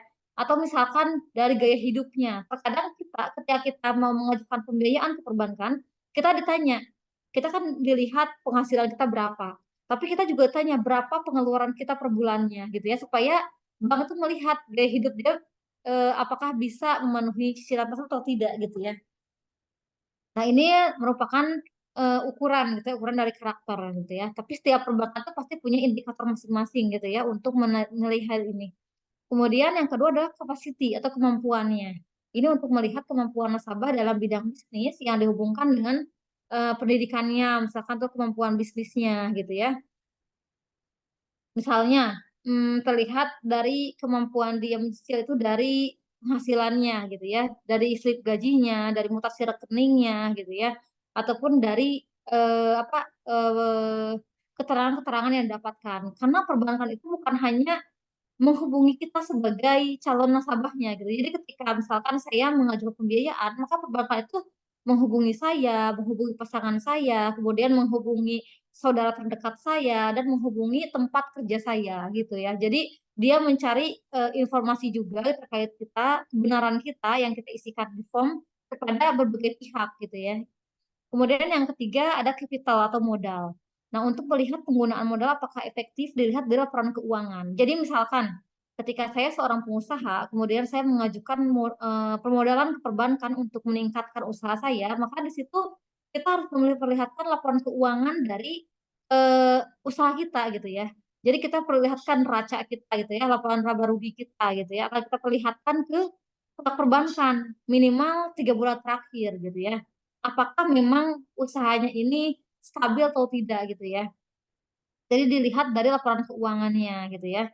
Nah, hal ini dengan melakukan pengukuran seperti dari segi likuiditas, solvabilitas, rentabilitas, pun yang lainnya gitu ya. Nah, capital juga harus dilihat dari sumber mana saja modal yang saat ini ada. Kemudian yang keempat adalah kolateral atau agunan. Nah, agunan ini merupakan jaminan yang diberikan calon nasabah baik bersifat fisik maupun non fisik gitu ya. Jaminan hendaknya melebihi jumlah kredit yang diberikan. Tadi yang dijelaskan ya, mau itu deposito, mau itu jaminannya rumah ataupun yang lainnya gitu ya. Yang penting itu melebihi jumlah kredit gitu ya.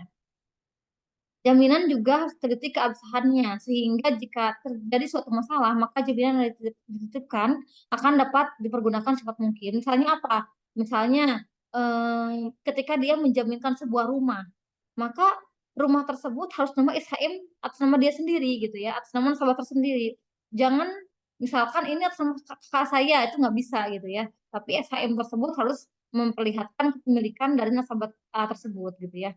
Kemudian condition of economy gitu ya, melihat dari kondisi ekonomi. Nah, dalam melihat kredit ini gitu ya, dilihat juga kondisi perekonomian dan politik yang ada saat ini gitu ya. Untuk sektor masing-masing, kira-kira sektor ini akan bertahan lama atau tidak gitu ya. Misalkan atau melihat prospek usahanya gitu ya. Misalkan kalau sekarang dia usahanya pada misalkan pada bidang IT gitu ya.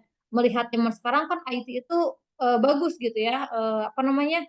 Perkembangannya prospeknya bagus gitu sehingga bisa menjadi meyakinkan gitu ya, meyakinkan bahwa usaha ini bisa terus maju gitu ya, terus dapat dijalankan. Nah, makanya karena apa namanya? Karena persyaratan dari bank itu salah satunya biasanya menggunakan laporan keuangan gitu ya, neraca laba rugi. Gimana kalau misalkan usahanya baru gitu ya? Kalau misalkan usahanya udah lama, mungkin dia sudah bagus gitu ya, neraca keuangannya, laporan laba ruginya udah bagus. Ya, gimana kalau misalkan usahanya masih baru gitu, startup gitu. Kira-kira gimana cara startup ini mengajukan permodalan? Apakah harus lewat bank atau yang lainnya? Gimana kira-kira? Kalau misalkan usahanya baru, belum punya laporan keuangan.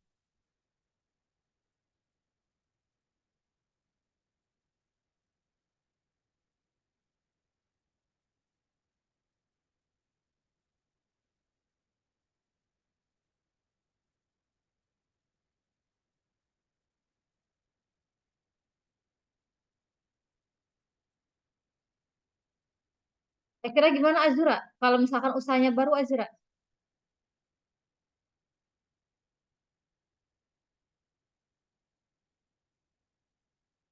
Mungkin bisa, kalau misalkan usaha baru, mungkin bisa pakai bisnis plan-nya, Bu. Kayak perusahaan ini mau akan kayak gimana, terus bisa pakai aset lain juga. Oke, baik. Terima kasih Azura.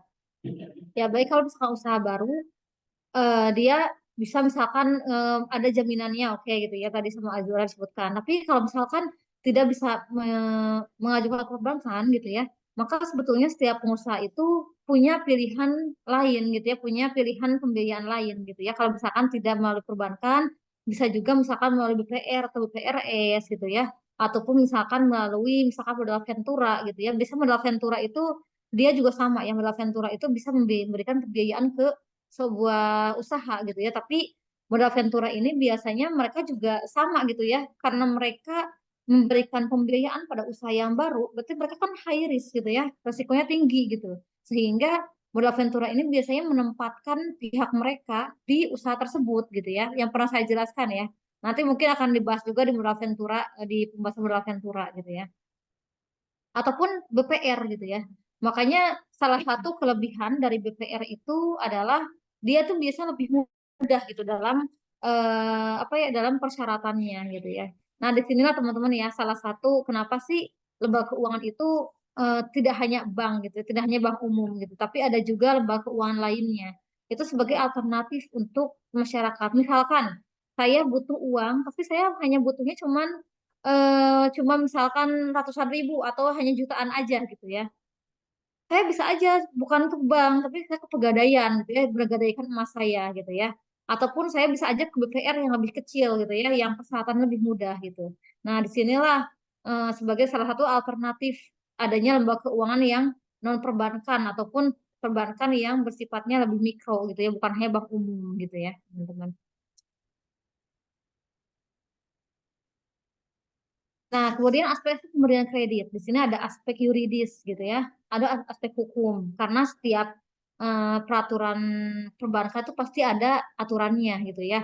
Kalau dalam hal ini perbankan itu kan lembaga keuangan. Jadi aturan-aturan dalam lembaga keuangan itu dikeluarkan oleh OJK gitu ya. Kalau dulu sebelum ada OJK tahun 2013 ada OJK ya. Nah, sebelum 2013 itu semua lembaga keuangan itu ada di bawah Bank Indonesia. Tapi setelah lahirnya OJK tahun 2013, eh, maka otoritas Bank Indonesia untuk mengatur lembaga keuangan yang ada di Indonesia itu pindah ke OJK gitu. Sehingga sekarang semua aspek yuridis atau aspek hukum dalam perbankan itu dikeluarkan oleh OJK gitu ya, melalui peraturan POJK atau POJ. Yang kedua ada aspek pemasaran gitu ya. Biasanya dalam kredit itu biasanya nih kalau misalkan Azura atau Ririn mau ke bank mau ngajuin kredit, biasanya itu yang temui pertama adalah marketingnya gitu ya, pemasaran gitu ya. Dan dari marketingnya baru nanti diberitahukan informasi terkait pembiayaan, kemudian apa-apa yang perlu disiapkan itu dari marketingnya. Kemudian yang ketiga ada aspek keuangan. Yang keempat aspek teknis atau operasionalnya, aspek manajemen dan aspek ekonomi. Nah, kemudian bagaimana prosedur dalam pemberian kredit? Pertama, ada pengajuan berkas. Seperti tadi yang saya jelaskan ya, dari mulai KTP gitu ya, NPWP, KK, surat nikah bagi yang sudah menikah gitu ya. Kemudian berkas-berkas jaminan dan yang lainnya itu pertama di awal banget gitu ya. Walaupun belum tentu diterima atau tidaknya gitu ya pembiayaannya.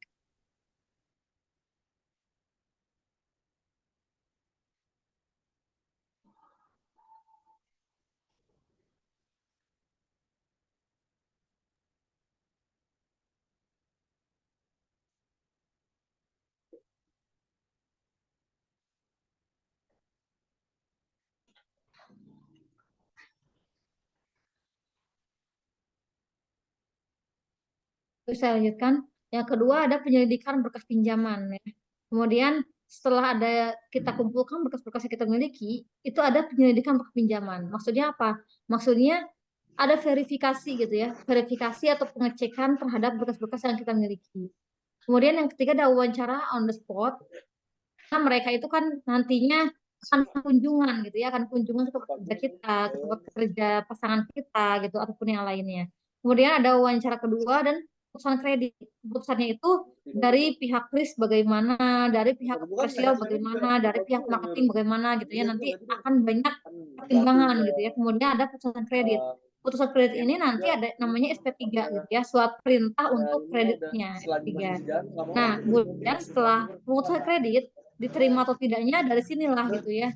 Kalau misalkan dia diterima, maka akan turun SP3 untuk pencairan, untuk pertanganan akad. Kemudian kalau misalkan tidak, maka selesai di situ gitu ya.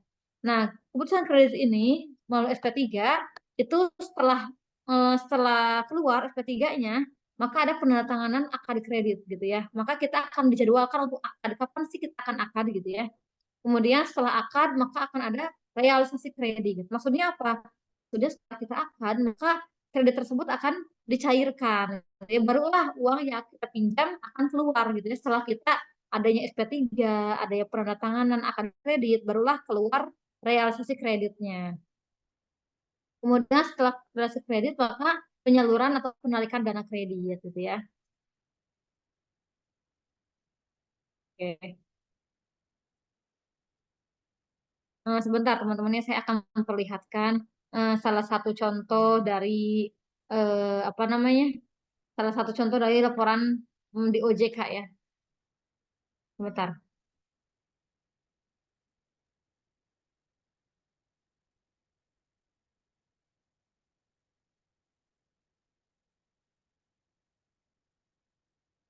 Mana ya? Sebentar dulu.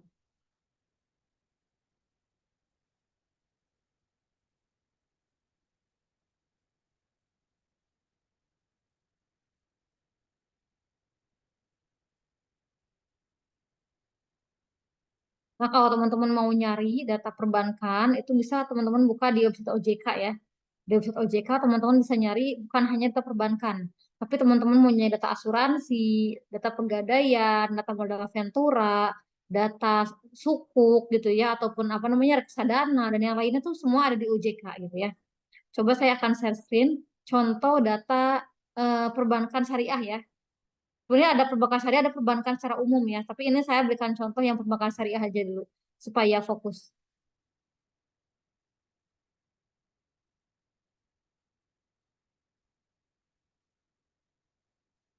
Nah ini ya contoh hasil download saya di data OJK nih teman-teman. Di sini lihat teman-teman bisa lihat kinerja BUS dan UUS. Maksudnya apa? Maksudnya ini ada kinerja Bank Umum Syariah dan unit usaha syariah. Nah, di sini di data kinerja ini teman-teman bisa lihat ada indikator-indikator kinerja perbankan syariah gitu ya. Nanti ada juga yang perbankan secara umum gitu ya. Tinggal kita download yang mana gitu. Nah, kinerja perbankan ini bisa memperlihatkan persentase-persentase dari rasio-rasio kesehatan perbankan.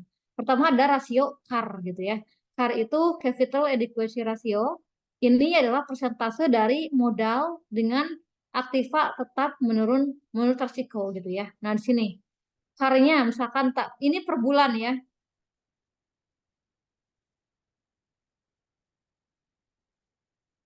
Ya. Ini setiap bulan ya teman-teman ya. Teman-teman bisa lihat setiap tahunnya.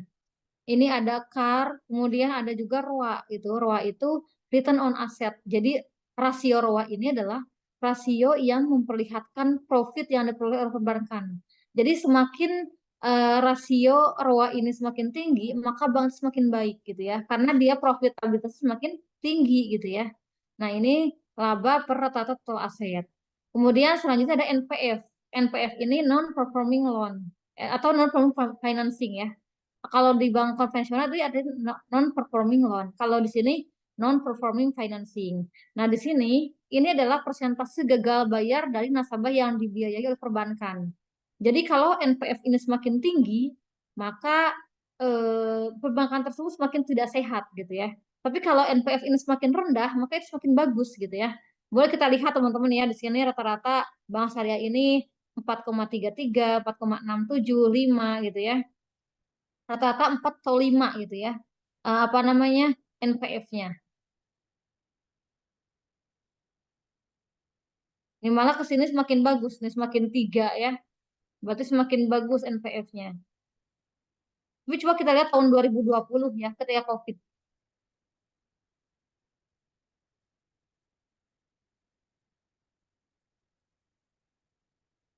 Oh ini oke, masih masih stabil nih ya.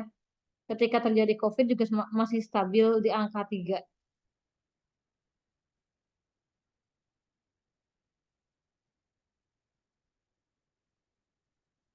Nah, kemudian ada FDR. FDR ini financing to deposit ratio. Jadi ini adalah rasio pembiayaan yang diberikan oleh perbankan syariah gitu ya. Kemudian ada juga BOPO. BOPO itu biaya operasional per pendapatan operasional gitu ya. Berapa biaya operasional yang dikeluarkan, kemudian berapa pendapatan operasional yang diperoleh gitu ya. Kemudian ada rentabilitas. Nah, di sini ada NOM gitu ya. Ini dia itu dari net operation income, kemudian terhadap rata-rata aset produktif gitu ya. Kemudian ada juga kuotas aktivanya. Sini kemudian ada likuiditasnya gitu ya. Kemudian ada bagi hasilnya gitu, imbal hasilnya. Ini portofolionya. Jadi teman-teman bisa lihat di sini. Bagaimana sih kalau teman-teman mau lihat kinerja perbankan di Indonesia saat ini dilihat dari berbagai persentase indikator kesehatan perbankan. Kemudian ini di sini juga ada jumlah aset dan tenaga kerjanya. Jadi pokoknya teman-teman di sini sudah lengkap gitu ya di data ini. Tinggal teman-teman memilih aja apa sih data yang saya butuhkan gitu ya. Nah ini ada total aset gitu ya, ada jumlah bank, kemudian jumlah kantornya itu ada kantor cabang, ada kantor cabang pembantu, kemudian dari mulai kemudian kantor kas gitu ya. Kemudian ada jumlah ATM-nya, jumlah tenaga kerjanya gitu ya. Di sini teman-teman bisa lihat. Kemudian nanti kalau misalkan teman-teman juga di sini ada permodalan tuh dari mana aja sih gitu ya, itu juga ada. Nah misalkan ini ya komponen asetnya, komponen asetnya pertama ada kas gitu ya, dia punya kas, kemudian ada penempatan di Bank Indonesia gitu dari mulai giro, kemudian SBIS, kemudian fasilitas simpanan Bank Indonesia gitu ya, kemudian ada penempatan di bank lain gitu, ada di giro, tabungan, deposito, setoran pinjaman gitu ya.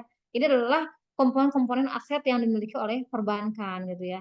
Terkadang kan kita mau lihat berapa sih aset perbankan saat ini gitu ya. Ini dilihat dari komponen asetnya gitu ya. Kemudian pembiayaan.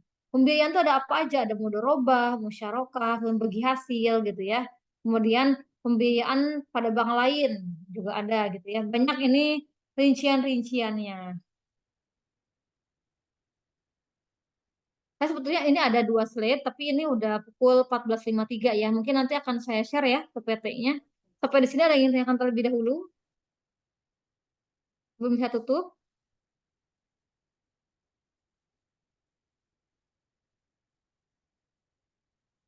Atau sudah cukup?